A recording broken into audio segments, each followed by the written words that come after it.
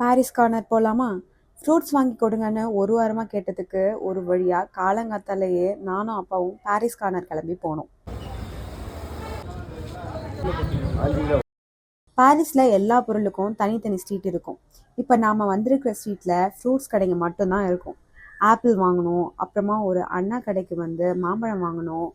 அப்படியே அப்பா சாத்துக்குடி வாங்க பார்த்தாங்க. பட் எங்கேயுமே கம்மி ரேட்டில் கிடைக்கல. ஒரு கடையில் ஒரு வழியாக வாங்கிட்டோம். சேஞ்ச் இல்லாததால் அகைன் வரப்போ காசு தரோன்னு சொன்னோம். அவரும் நம்பி கொடுத்தாரு. மார்னிங் இங்கே இப்படி பழத்தை ஏலம் விடுறாங்க. டேடி வந்து இப்போ 250 ரூபாய்க்கு வாங்கியிருந்தாங்க அந்த பெரிய பழம்.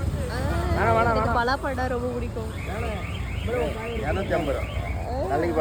எனக்கு பிடிக்கும்னு அப்பாவுக்கு தெரியும். அதனால அப்பாவும் எனக்காக ஒரு பழத்தை ஏலம் கேட்டு வாங்கிட்டு வந்துட்டாங்க. அப்படியே போறப்போ சாத்துக்குடிக்காருக்கு காசு கொடுத்துட்டு பூ மார்க்கெட் வந்துட்டோம். ஆனா பலாப்பழத்தை தூக்கிட்டு போக முடியாதுன்னு அப்பா எனக்கு காவலுக்கு வச்சுட்டு போனாங்க. அப்புறம் இந்த மல்லிப்பூ ஒரு பண்டல் வாங்கிட்டு கிளம்பிட்டோம்.